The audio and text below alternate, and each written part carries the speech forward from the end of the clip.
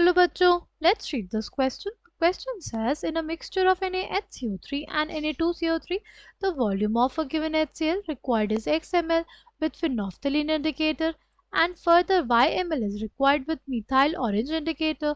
Hence, the volume of HCl for complete reaction of NaHCO3 present in the original solution is option A 2x, option B y, option C x by 2, option D y minus x, right? The key concept for this question is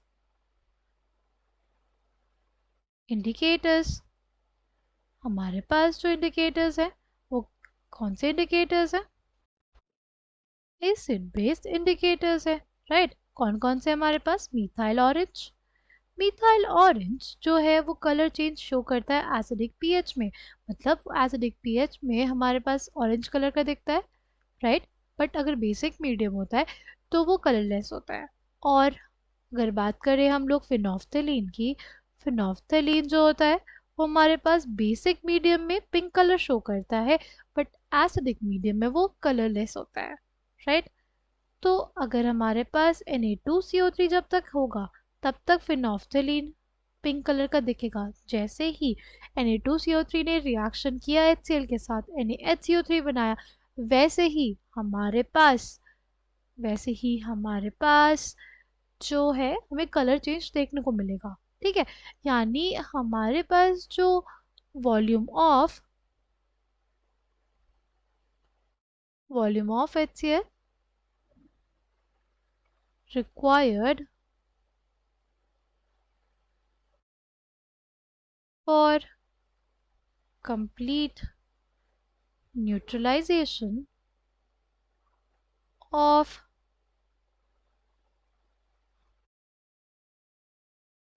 Na2CO3 अगर हमारे पास है कितना V1, तो हमारे पास for phenolphthalein indicator, phenolphthalein से 50% के साथ reaction करता है, इसीलिए फॉर फिनोफ्थलीन इंडिकेटर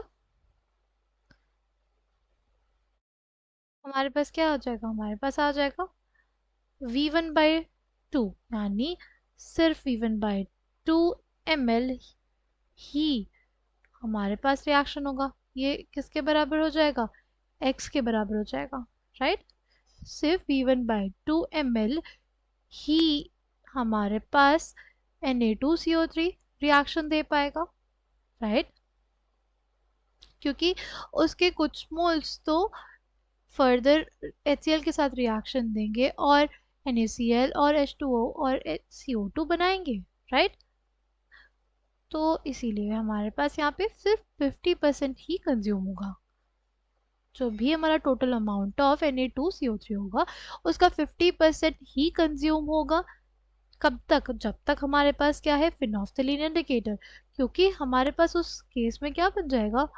उस केस में हमारे पास फॉर्मेशन हो जाता है NaCl का और NaHCO3 का. फिर फर्दर NaHCO3 रिएक्शन करता है और ये NaHCO3 वो NaHCO3 है जो हमें किससे मिला है? Na2CO3 से. जो मिक्सचर में NaHCO3 है वो अलग है. ठीक, अब हमें अगर निकालना है कि हमारे पास NaHCO3 के लिए कितना वॉल्यूम चाहिए HCl का, तो देखो हमें कंप्लीट न्यूट्रलाइजेशन के लिए कितना चाहिए होगा. Let's see. Volume of HCl required for complete neutralization of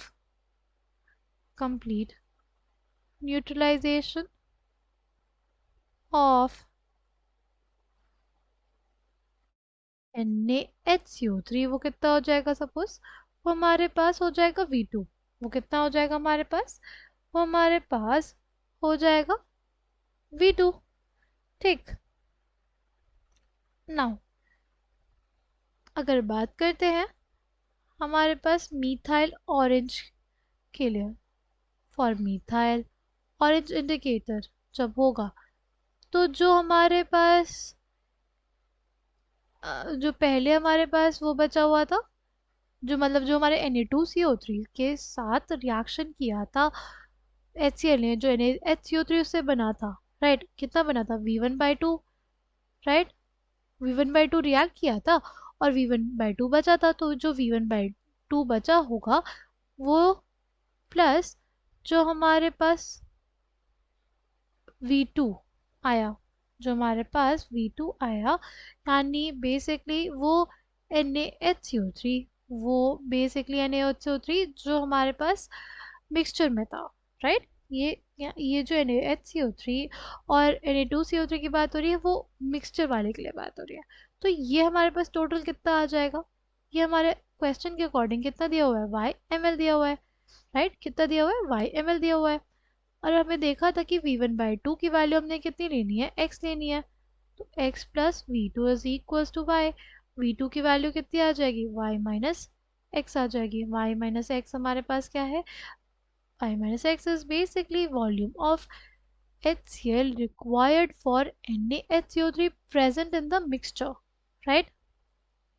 इसको फिर से बार समझते हैं कि हमें क्वेश्चन में क्या दिया हुआ है, हमें दिया हुआ है मिक्सचर NaHCO3 का और Na2CO3 का, volume of a given HCl required is x ml with phenolphthalein indicator। x ml phenolphthalein indicator के साथ ज़रूरी है, और phenolphthalein indicator के साथ सिर्फ 50% ऑफ Na2CO3 ही रिएक्ट करा है, इसीलिए हम लोग क्या लिखेंगे, V1/2 लिखेंगे, राइट। जैसे हमारे पास जो नंबर ऑफ मोल्स है वो डायरेक्टली प्रोपोर्शनल हो गया कि इसके वॉल्यूम के, अगर n/2 मोल्स ही रिएक्ट करेंगे उसके साथ, यानी हमारे पास V1/2 ml of HCl he required होगा, किसके प्रेजेंस में, फिनोफ्थलीन इंडिकेटर के प्रेजेंस में। और ये हमें वैल्यू कितनी दी हुई है, x के बराबर दी हुई है, ठीक।